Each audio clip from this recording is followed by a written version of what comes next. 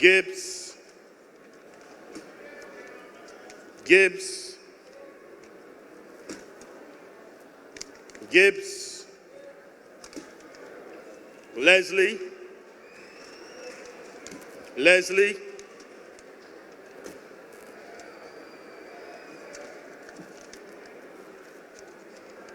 Leslie, Gibbs, Gibbs, Leslie,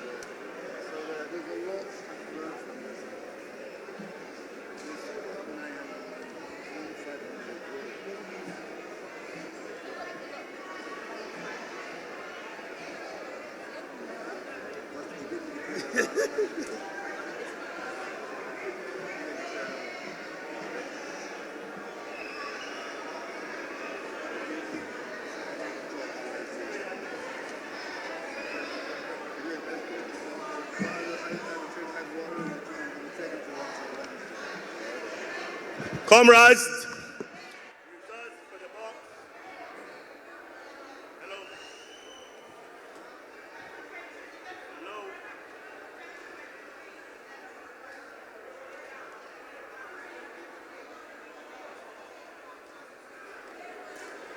comrades,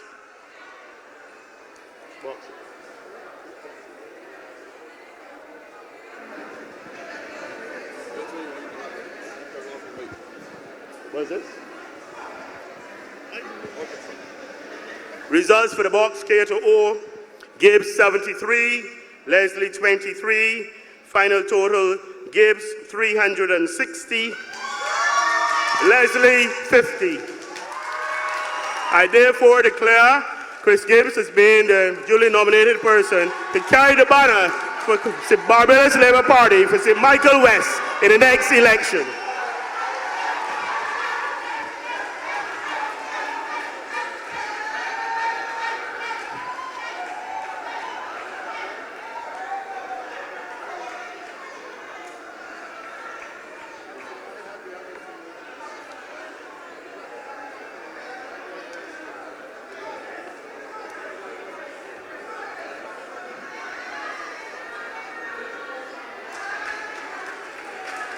Yeah, that's how we do it.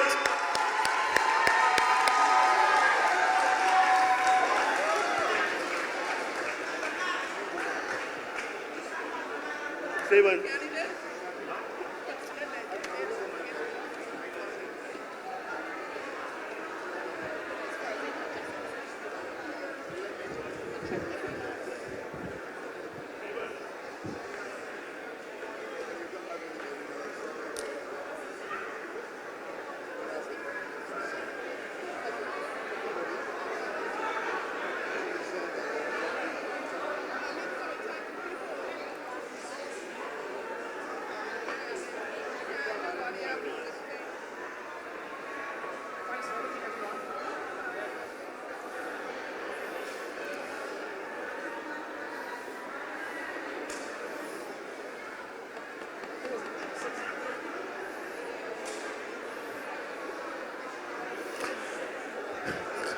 Comrades,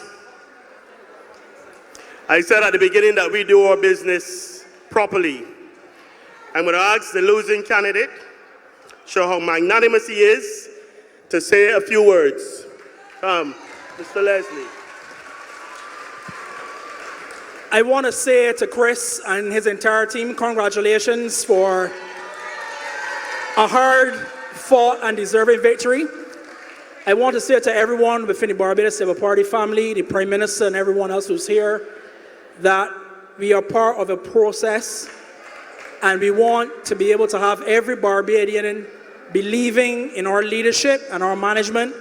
This exercise today was one where Chris emerged as a leader for the St. Michael West going into the next general election, and we want to provide him with all the support that we need to give him in an effort to ensure that not only that we retain this seat under our party banner, but we are able to educate and guide the persons within St. Michael West so that we are part of a better Barbados. Congratulations, Chris.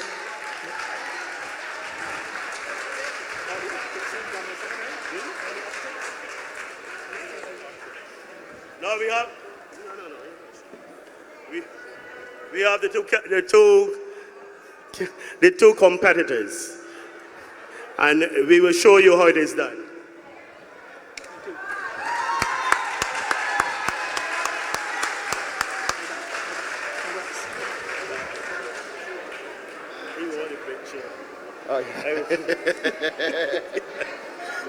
Okay, got it.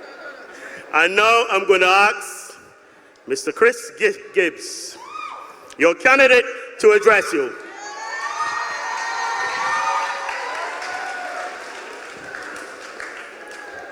St. Michael West family, you can't get rid of me now.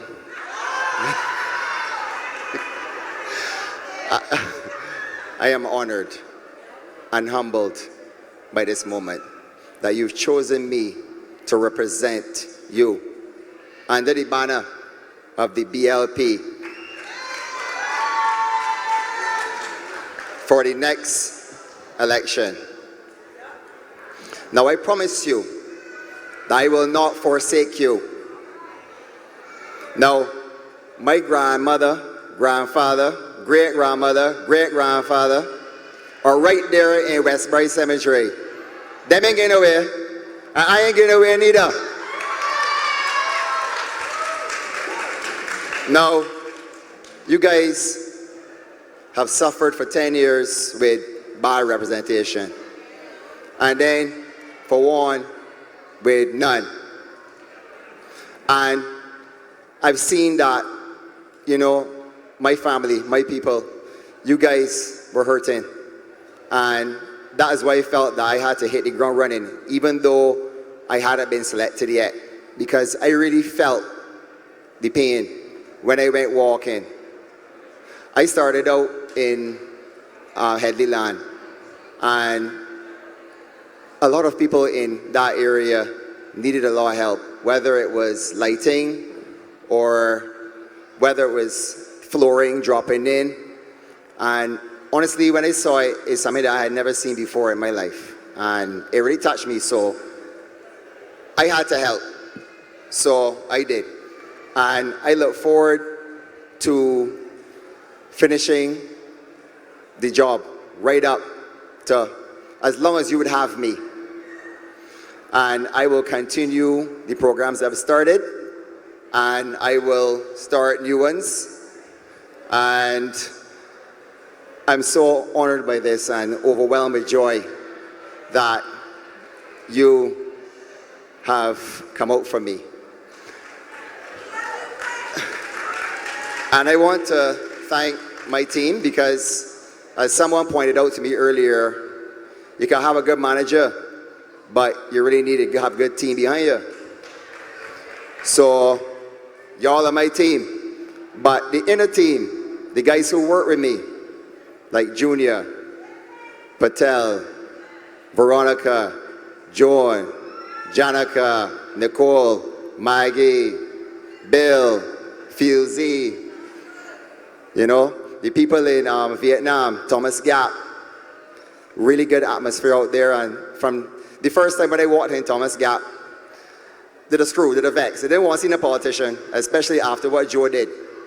So the Jordans were the first one I saw. That's Karen, otherwise known as Baby Owl, and her Michelle, Kimar, Keisha.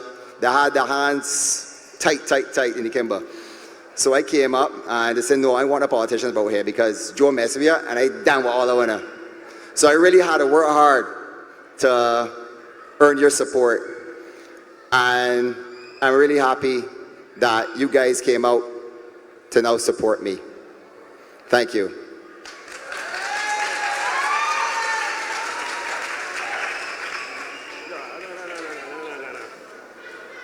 Comrades, you've heard your candidate. Now it is a special occasion. I invite the Honorable Prime Minister Mayor Motley to come and join us on the stage.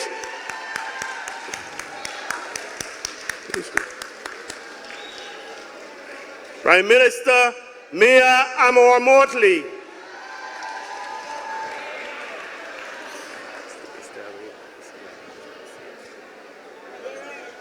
Here she comes.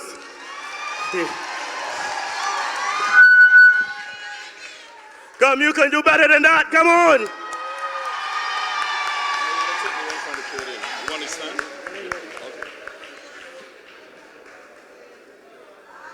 She's joining the team, the winning team. Stephen, come.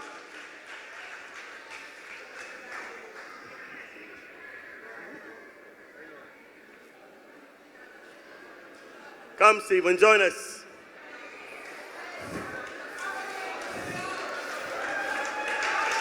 Yes, this is how we do it.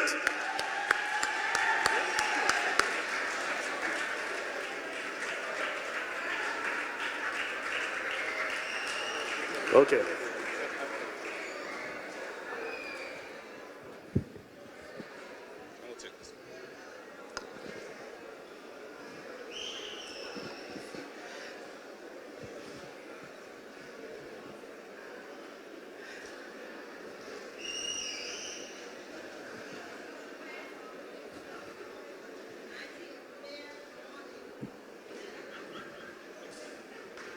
There's nothing like the power of silence. Ladies and gentlemen, you know, on the 25th of May, the morning, nothing happened that would cause me to believe that we were and would be here. But life has a way of unfolding, and what became clear to me was that the country had determined that it wanted the Barbados Labour Party to take responsibility for the future. And you in St. Michael West, like every other part of Barbados with the exception of 2 polling districts, came out in your numbers, and the numbers were absolutely clear that the people had spoken and that they wanted the vision and the team of the Barbados Labour Party. You have heard me speak in the last 16 or 17 months as Prime Minister, as a Minister of Finance, as a Chairman of Cabinet, but I haven't had the opportunity to speak often to you as a political leader of this party. And therefore this evening, I come to you in this hall that Mr. Chairman and candidate needs some acoustic work, but come to you as your political leader.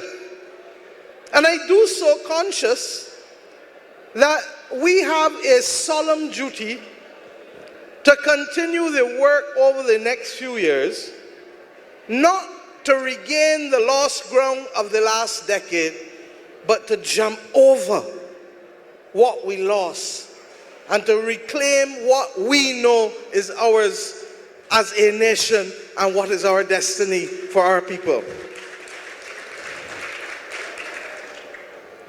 And if I say to you that it is our solemn duty to work seat by seat by seat by seat to repeat the victory of the last election, then believe you me, Chris or Cynthia or whoever else is in here as candidates, that is our solemn duty, because there is too much work to be done in this country for us to leapfrog and to go to the next level. And Keith Mitchell understood it in Grenada. And as you know, Keith Mitchell was able to repeat it in Grenada at the last election. But this evening, we gather here to start the process of filling back the void that was regrettably created in St. Michael West after the people declared who they wanted last election. And that void, regrettably, has come not just in the voices in the media, but more importantly, Chris, in a meaningful representation that the people of Alkins Land, that the people of Paris Gap, that the people in the Garden Land, that the people all over this constituency have been missing, and that they thought they had secured when they voted on the 24th of May last election. Well, let me say tonight from this platform that, Chris, as soon as the National Council meets and ratifies your nomination, you will now become a formal member of the Barbados Labour Party Parliamentary Party.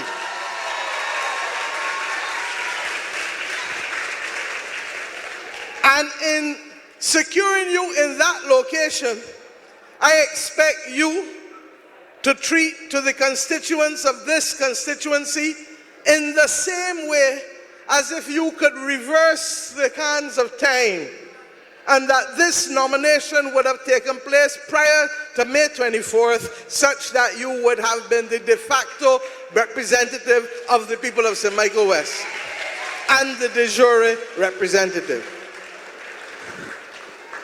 There may be another 3.5 years before an election is constitutionally held, but we all know that practice makes perfect.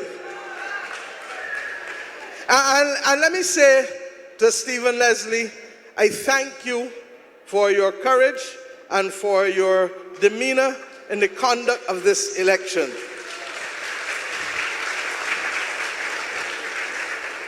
There is no easy way not to win, Stephen. But in everything, and I know that because my political career started with a defeat, but in everything that we do, it is not what befalls us, but it is how we respond to the circumstances that befall us.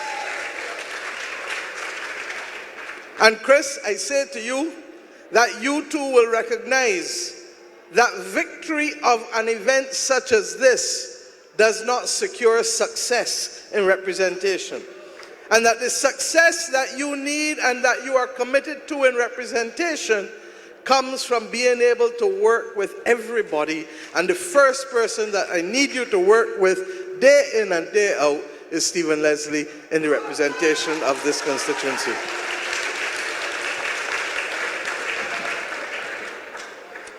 I have known both gentlemen. Stephen, probably about 22, 23 years. And Chris, I've known a little longer because his mother used to teach me. And I remember this young boy, never spoke to him, but he would be behind his mother. And I never knew at that stage that this young man would represent the first candidate I would have the honor to lead and to bring to the country as Prime Minister of Barbados. Thank you, my brother. But I also want to speak to a few things because the hour is late and I have the opportunity to speak to you in 2 weeks' time again. And on that occasion, I will not be watching the clock, nor will I be watching the scoreboard, because I'm going to be talking to you straight and direct. But I have to touch a few things this evening before I get there, because this party has performed virtual wonders over the course of the last 16 months to stabilize this country. And let us be clear about it. it has not been easy. And those who want to talk about report cards need first and foremost to find a card to report on themselves first.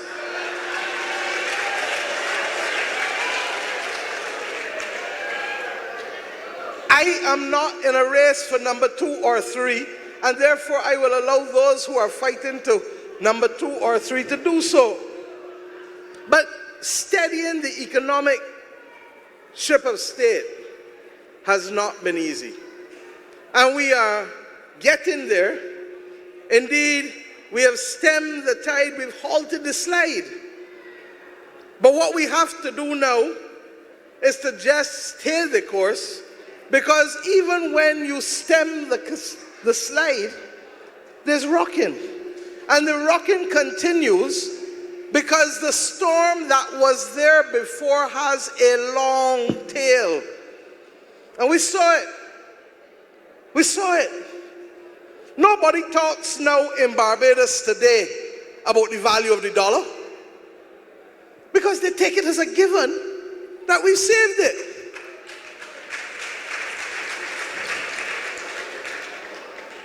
And there are so many other things that we have continued to find and the rock. And let me say to you, for those who want to comment and to pick on things that they know are unreasonable, I told you in May that there's no abracadabra, and there really isn't. You know it and I know it. You do not lose a decade and recover it in 1 or 2 years. But I know that no one knows when the Son of Man cometh again. So that when I tell you that all is well with my soul, and that I know that we are passing the right road signs, and I know that we will be at the port safe and sound before anybody gets to call Chris Gibbs and Member of Parliament in this country. Because we know what we have to do. And whether it is in those who want to hoist their whole platform on the collection of garbage or buses, let me remind you that we had a government that did not buy a single garbage truck in 10 years. That we had a government that did not buy a single bus in 10 years. But it gets worse. Not only did they not buy it, they didn't leave no money, no blenders in there to buy nothing. And if you don't have the money to buy it, what was our first duty as a government? To stabilize. Remember what I just said? Because if you didn't stabilize, the bleeding would continue and the value of the Barbados dollar would have gone. So that once we stabilized, the next duty was to set about looking for the money that they did not leave, and God knows what they did with it. You and I will talk about that another time. This evening is too late for that. But you come in 2 weeks' time and we can talk. Not only did they not buy, not only did they not leave the money, they forgot to tell you, as we have, that nobody keeps buses sitting down that you can go and pull off a shelf and get them. After the world had the financial crisis in 2008, people get buses when they order them. They have to go and manufacture them. People get trucks when they order them, or if somebody cancels out of an order, then you may have the trucks there waiting. So I am not in any way phased. I want us to get order and regularity as soon as possible. And that is what we are doing. In the absence of the buses being delivered, the Transport Board, and I want to thank the chairman and members of the board and the new management, have worked yeoman service beyond the call of duty to get the bus numbers back up to over 80-something on an average day in this country, down from the near 40s where we found it as a result of the last government's behavior. With respect to the garbage, I believe the chairman of the Sanitation Services Authority spoke today on radio and reminded people that not only are the trucks, the first batch of them, on their way, that over the course of the next few months, we will get those delivered, the other 12. We have 7 already. But the reality is that we also are going to be putting new innovations in place with putting skips in densely populated communities so that those skips can be removed by the private waste haulers and other trucks so that we can ease the pressure off of some of the densely populated communities. In addition to that, the Barbados Labour Party had a practice, as did previous governments, like the Bridgetown Port, that if somebody calls in ill, you have to have the ability to have some relief workers, what they call job hands, available so that the route can still run. So that if a driver calls in ill, what you're going to do? If you don't have a job hand to replace the driver, nobody goes out. So we've reversed those kinds of decisions that have hobbled us in there. But let me be clear that do not be fazed. Do not be fazed. I have said to you that there is a long journey at hand, and believe you me, we will commit to that journey. And for those who want to talk about travel, let me talk to you now. Because this country's name and reputation was driven into the ground by the Democratic Labour Party and Frondell Stewart and all of them.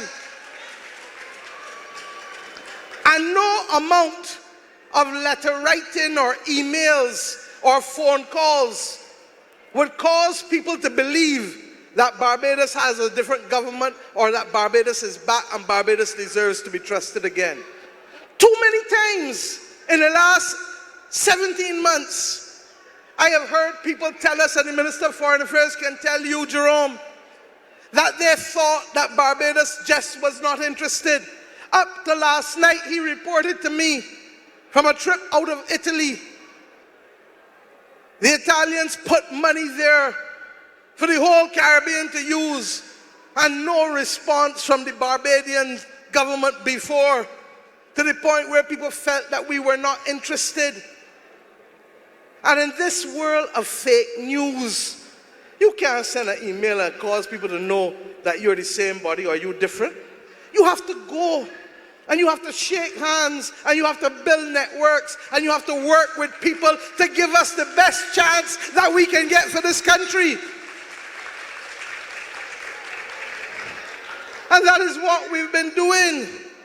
So that it is, if the travel is necessary, we do it. The ministers will tell you that they've said that I'm a hard taskmaster. I don't feel so, but I just feel you got to work hard.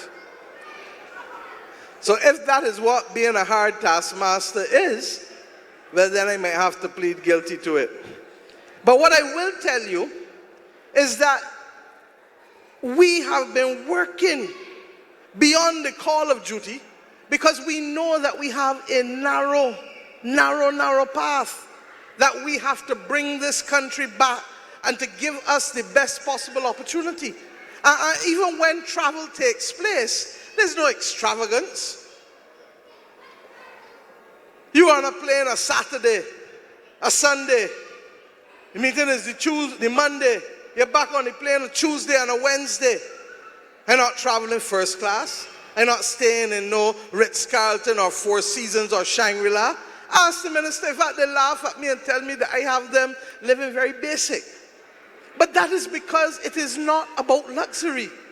It is about giving Barbados the best possible chance.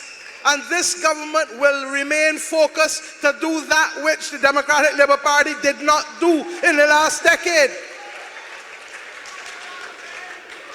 If Bahamas, and I share this with you and I keep repeating it, if Bahamas tomorrow morning wants to go to the World Bank to borrow a cent, after Dorian, it cannot get cent one, because we are told that countries like Bahamas and Barbados and Trinidad are middle income.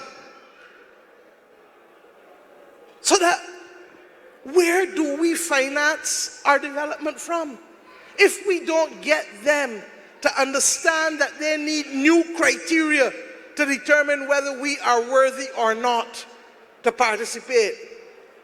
And many of you have heard the stories of banks unbanking people, telling people come for your money, whether it is in the gambling business or in the gold business or in other parts, because the banks overseas have said that if you bank these people in Barbados or Trinidad or in the Caribbean, it's too high a risk for us.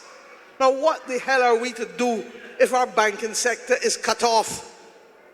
These are the battles that the Democratic Labour Party had before them and did not fight. The whole fate of the OECD sector, the whole fate of Barbados with climate change. So my friends, when I tell you, tonight is not the night for me to open the back face. It really is not. Because the hour is late and the voters have been here from 4 o'clock this afternoon. But I want you to know that this government is focused. And there are some things that concern us. We know that there are some difficulties because it's not abracadabra, but we're going to get it right. When you can have 2 more people dying this weekend, those things hurt me. But I know that we have intervened to stop the slide from what it was earlier in the year, and the evidence of the interventions will continue to be there and to have a different role. But at the same time that we are spending more money in social interventions to save our young people, we are also proud of those who are making progress. Last night when the Barbados Tridents won, half of us felt that we could have run out and jump up. Today, another young Barbadian became the first young Bajan to win a Formula 4 championship in Britain. Those are the things that give us pride and let us know that Barbados is back on the world stage again. But why does that matter? It matters because people are going to want to come back and invest and to make a difference in the lives of the people of this country. But this is not all that it is about. And Chris, I'm going to speak to you, but I'm also continuing to speak to the rest of my MPs. We have come to this point not because we are masters of policy or that we can lead and handle management issues alone. We have come to this point first and foremost because we care and because we put people at the center of what we are doing. Before I came here this evening, drunk or sober, mind your business, I opened up a daycare, nursery, and early childhood school in my constituency. I could have easily said that I had a commitment to be at St. Leonard's School for a nomination, and that was the initial recommendation of my office. Well, you can't do this because you have that. And I said, no, these are the people who make the difference on a day-to-day basis to this community, and these are the people who I have represented and have been with for over 30 years, and I will go there first before going anywhere else. Now I use that as the example because what matters above all else is that in spite of me being a hard taskmaster for these ministers and MPs, they know that I've told them you got to find another 3-4 hours in the day to make sure that you are linking with your constituents, because that is the only thing that will allow us to move forward as a people and to get people to understand what the journey is, what the mission is, and how we're going to achieve it together. So that success is not determined only by policy success. For me, success is determined first and foremost by a phrase that I have used for over 12 years now. How are you going to help people to sleep a little easier when the night comes? And many of you have heard me say that over and over and over. You will hear us over the course of the next few months talk about the big and small projects. We're not only interested in hotel investment, we're interested in a new Fairchild Street market where ordinary people can live and go and work and go and apply the trade without having to do so in dirt and filth. When I heard, as I did a couple weeks ago, that the bathrooms get cleaned once a week, I asked myself, clearly they don't want women to use the bathrooms. They couldn't seriously want them. And the Urban Development Commission has been tasked with some of the smaller projects that are meaningful in the lives of ordinary people. You cannot have near 80, 90 stalls and people operating in those conditions. The notion that you can have a skip on the entrance of a front road, instead of putting the skip one side and putting a proper fence, lattice work fence to hide it, and to be able to control and to make sure that the garbage is collected as is being done, those are the things that matter. So that when I say to you that we are going to work in the small and the large projects, it is because we have a duty in our communities and our constituencies to carry along everyone. And I hope, my brother, that you will never forget that. Because I may not always be here, but I know that there is a tradition in St. Michael where people need that strong day-to-day interaction. That is what makes the difference in representing people's lives. And I say so from a constituency that was only won in opposition for the first time in 2008 when I won it, because normally my constituency would go with whoever was the government. Now, St. Michael West is one that I know well. And I have worked in this constituency over and over, as all would tell you. It's probably the constituency after my own, along with the city of Bridgetown, the two that I know the best. And therefore, I expect you all to call on me, and I will continue to work with you. But it will be to deliver and develop an ethos for how we treat the people and how we empower people to help themselves in this constituency. And if we do that, I am confident that the initial remarks that I made tonight, that the gratitude that we displayed to the people of Barbados for that total and absolute mandate can be repeated. Not because we are entitled, but because we will have earned it, and we will have shown truly that in the way of the Barbados Labour Party, there is a better way. I came to this school hall. This site has so many different meanings for me. And to the young ministers, I say, I know what it is, and Cynthia Ford can attest to it, to roll up my sleeves as Minister of Education and work on this property cleaning for 36 hours to get the school ready to open in Monday morning. I know what it is to do that. But it was in this school hall that the Barbados Labour Party took fundamental decisions about the Covenant of Hope. When we first started talking about the covenant, it was in here in 2014. It was in here that we had the People's Assemblies with Harold Hoyt and David Commissiong and others.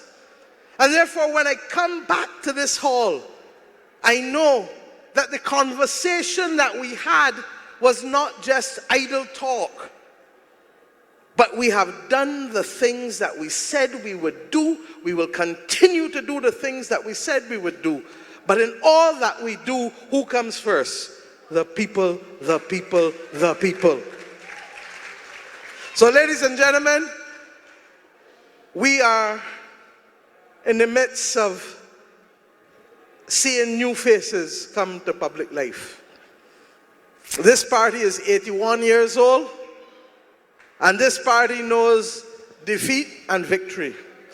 But tonight, I know that in the two young men who came before you, the commitment to the Labour Party is strong, the future potentially is strong, the ability to energize the people of this community I can say without fear of contradiction that no Barbados Labour Party candidate has ever enthusiastically risen on the backs of mobilizing and organizing and energizing the people as I have seen in this campaign. And I say to you, gentlemen, well done for literally keeping the flag of the Barbados Labour Party high in St. Michael West. Because if both of you did not constitute the contest, it might just have been another moment passed in the evening on a Sunday.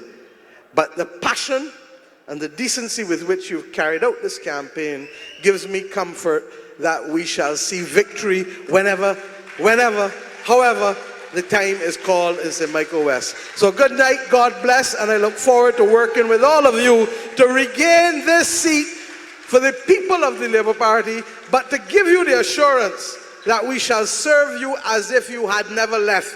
Thank you, Chris, and you shall help us do that.